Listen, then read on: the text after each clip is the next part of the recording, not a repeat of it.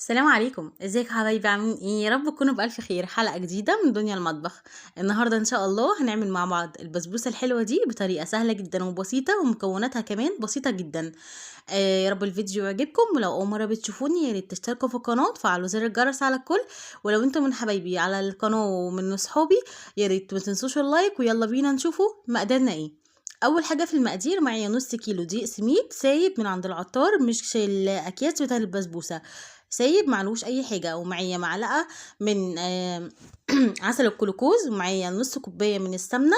انا عامله خليط من السمنه البلدي والسمنه النباتي، عايزه تحط كله بلدي مفيش اي مشكله. ومعايا كوبايه لبن، ومعايا كوبايه سكر مش مليانه على اخرها، يعني الا حبه كده الا معلقه او حاجه.